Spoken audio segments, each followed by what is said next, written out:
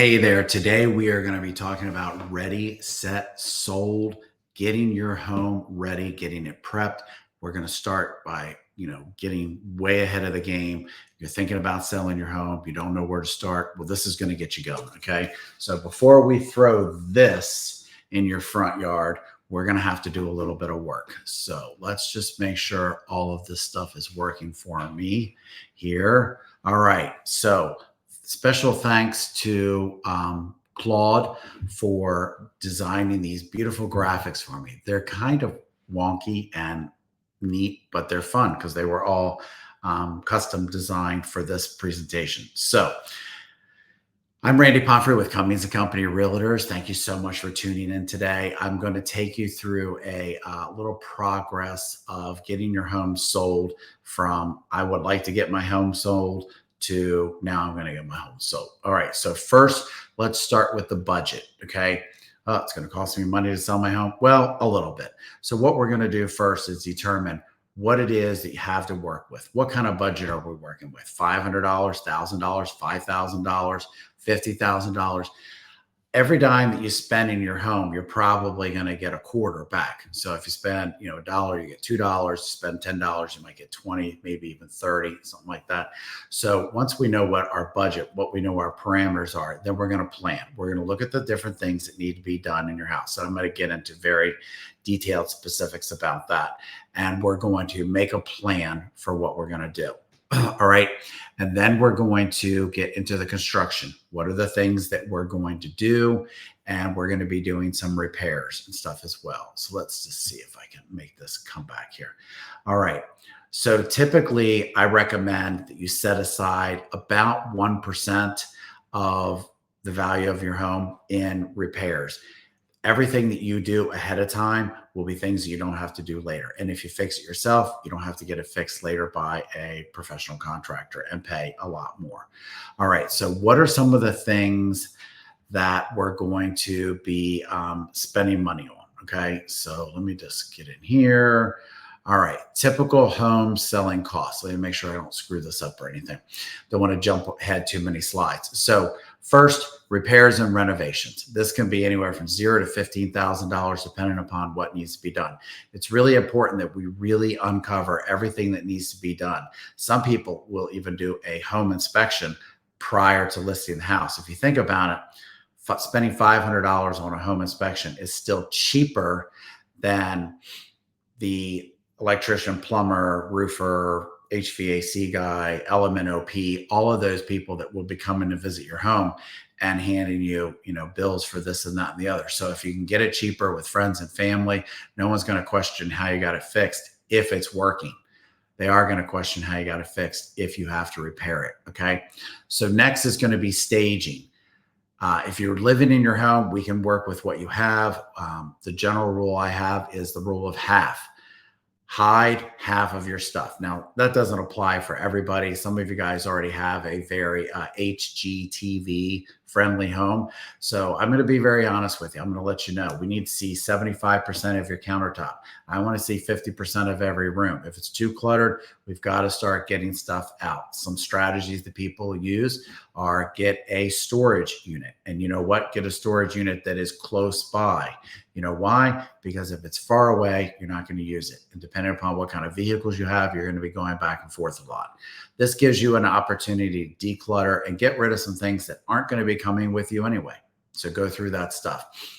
If your house is empty, if it was a rental or you've already moved or, plans dictate that you move ahead of time, then we may want to stage it. A professional stager will come in, bring professional furniture. The nice thing is this furniture is just a little bit smaller than the average furniture, and we can definitely get it staged and look really nice, and it usually moves pretty quickly. Agent commissions, this is always up for negotiation, but those can be 5 to 6% of your sales price. There's no fixed commission or anything like that, and we'll go into details about the National Association of Real Estate agent settlement and everything and how that works and which agents do you pay. We'll go over all of that when we meet. And then closing costs can be about 1 to 3%. I would just count on it being about 2%. Okay. Moving expenses, depending upon if you're doing it yourself, renting a U-Haul, or paying, college hunks or something like that. No, no promo for them, but just funny thing.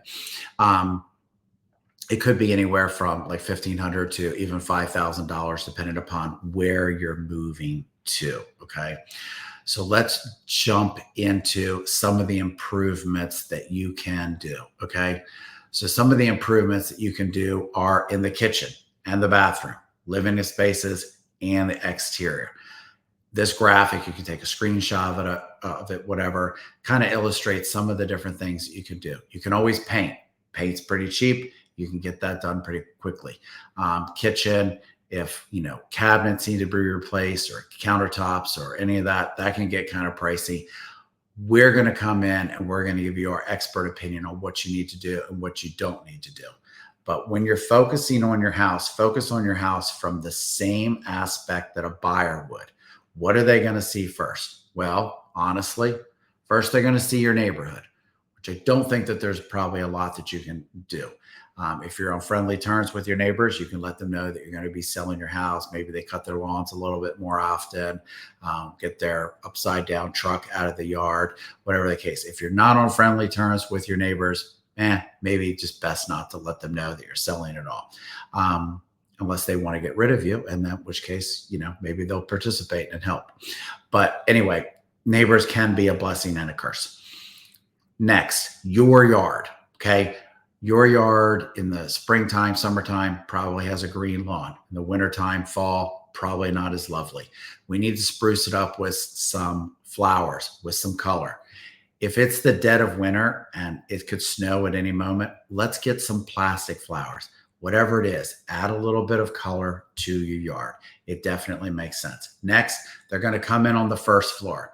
I know you'd like to spend all of your time in the basement or the garage, but the reality is those things are an afterthought. By the time they get done with your first floor, they've probably made up about 90% of their mind as to whether or not they like this house or not. Now all you have to do is keep them or lose them. And hopefully not lose them. So really work on that first floor. The kitchen needs to be spotless, immaculate, clean off the countertops. Living room, uncluttered, full, spacious. Dining room, pleasantly, poised if you have a dining room. Decorated, whatever the case may be, not too crowded, not a bunch of old buffets and china cabinets and huge, if you have a huge table, take out the leaf, make it look a little bit smaller. Eating areas, clean them off. You want it to be as presentable and HGTV friendly as possible. Okay. Next, we're going to get into the bedrooms, the bathroom. So without a doubt, if you haven't updated a bedroom or a bathroom or a kitchen in a long time, we may need to seriously look at that. I'll let you know. Obviously, it's on a case-by-case basis. Then we're looking at downstairs, garage, if you have one, and the backyard. Again, those are a little bit of an afterthought, but there's a lot that you can do to clean it up and really make it look as good as possible. Which are the things that give you the best return on investment? The front yard, the kitchen, the bathroom, and definitely painting. So minor landscaping, painting, kitchens, and bathrooms. This is the best return on investment. And remember, buyers see everything. You want to see how your house looks? Take a picture, blow it up on your TV, and just look at your picture. Look at your house through a picture. It's amazing what you can see. When I'm taking pictures of your home, before we leave, I always sit down and go through all of the pictures to make sure that there's no cat in the picture or the picture's straight or there's nothing in it that I don't want. Sometimes I notice things on the wall. I'm like, oh, we need to move this or move that, or something was crooked. And you just don't notice that stuff ahead of time. Okay. So here's another great Claude thing.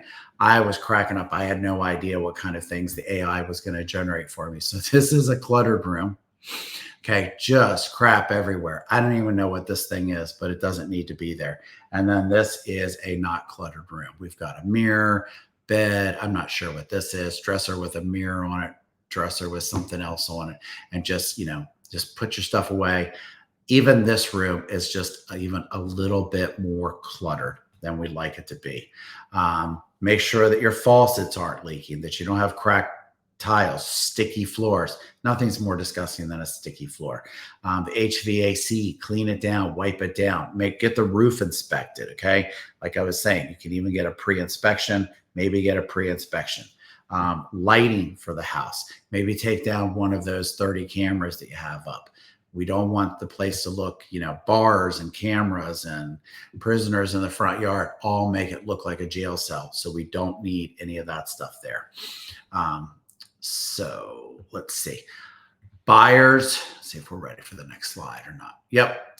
Buyers are going to want to picture themselves there, not you.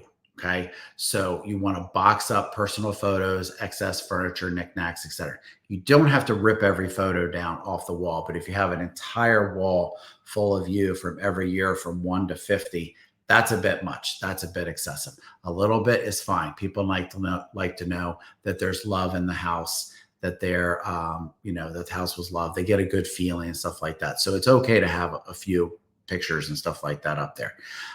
This is a good opportunity for you to donate, sell. If you can sell those old pictures of yourself, that's wonderful. Or store these things. Okay. Less is more. Think like a model home, not a lived-in home. Okay. And then next, when we're talking about things that you got to do in your house, make sure that we are fixing things that need to be fixed. This little fun graphic is actually a treasure hunt. This little guy is searching for the treasure, and the treasure over here is a little box with the red parts on it. I asked Claude to show me a hidden, like someone using a map and searching for a hidden treasure. And this is what Claude came up with. But you don't want there to be hidden things that they're going to discover later, because then they're just going to think that you're hiding things, and it's going to be bad. And the buyer may actually pull out of the deal. So you definitely want to just make sure that you're getting everything fixed. If there's something that you just absolutely cannot fix, we will disclose it. We will let everyone know. And lastly, lastly for this part, I can't put this in a picture, but if it smells, it won't sell. Okay. So if you've got all those things plugged in, first thing I do when I come in is I unplug all those stuff. I want to know what the house really smells like. If it smells like dog, let's get it deep clean. If it smells like cat, same thing. If it smells like something else, yeah, we're going to get this thing clean, professionally clean if we need to. Some nice little, last touches are arrange the furniture for flow, add some fresh flowers, set the dining table, and do staging if you need to. All right. Let's see here. So your budget, your timeline for moving here. First, we're going to set the budget. Okay. Then we're going to focus on some of the repairs. We're going to declutter the house. We're going to clean, stage, make a plan for what we're going to do. We are going to put the house on the market for you. And then there's paperwork. Now, obviously there's about 7 steps under each one of these, but these are the major things that we've got going on. So, for planning, we're going to discuss local trends. We're going to look at when's the best time to sell. When's the best time to put your house on the market? Where are you going next? I usually ask that question right up front. Where are you going when we sell your home? Fact is, we're very good at our jobs. We will sell your home. We need to know that you have a place to live. The Toyota is just not going to be sustainable for very long for you to live. So let's talk about where you're going. When do you need to be there? Do we need a pre-approval? Are we buying cash? Are we buying first, selling second, selling first, buying second? That's all things that we will sit down and talk about when we're meeting. We'll go over the plan for showing your home. We'll talk about pets. I love pets, have lots of pets myself. And, but I'm also not selling my house. So we just need to talk about your pets from a very real stance about what's going to be done with them. We don't want to put a dog in a cage where there's going to be barking the whole time. If people feel like they're upsetting the dog, it upsets them, and they got to get out of there as quickly as possible. Okay. So, your very first showing, the very first showing that you're ever going to do is going to be online. So the pictures and the 3D tour that we take are going to be their first impression. So when we come to take pictures, one, you're not going to be there. And two, the house needs to be in impeccable shape. Okay. You can't shift stuff around. We come in, we do the 3D tour. We put your house on its own website. We advertise on over 3,000 websites. We go to town on the advertising. So we need to make sure that all of that stuff is primo. Okay. How will your house be seen? We need to talk about showings, how that's going to work. Where are you going to go? How many times are you going to go to the grocery store or the movies or whatever it is that you need to do to entertain yourself while the people are showing your house? Don't be hiding out next door. Don't be sitting on the porch across the street. That's going to creep them out. They're not going to want to buy the house if they see you looking at them while they're looking at your house. Okay. We will talk about how to make your house inviting and how to make sure that we can set you up for success so that you can approve every showing that's requested. Okay. When we put your house on the market, we're going to be advertising it everywhere. We're going to be blasting it out. We're going to be doing open houses. We're going to be doing social media. We're going to be just trying to unload the house, sell it as quickly as possible. We just sold one recently where, the people had a 2-year-old daughter and they were just in pain, and a dog, and they were in a ton of pain the entire time that we were doing this. Luckily, we got it sold in 2 days. Okay. 17 showings in 2 days.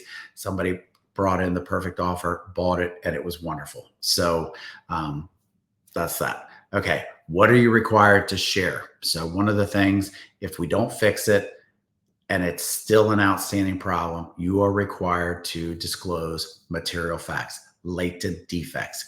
Call it anything you want, but these are the things that people aren't going to see. So you don't have to say there's a scratch on the wall or there's a scratch on the floor or stuff like that. But if the washing machine doesn't work, that is something that no one's going to be able to discover until the inspection. You need to let me know that so that I can let them know that. It always works out better if they know that ahead of time.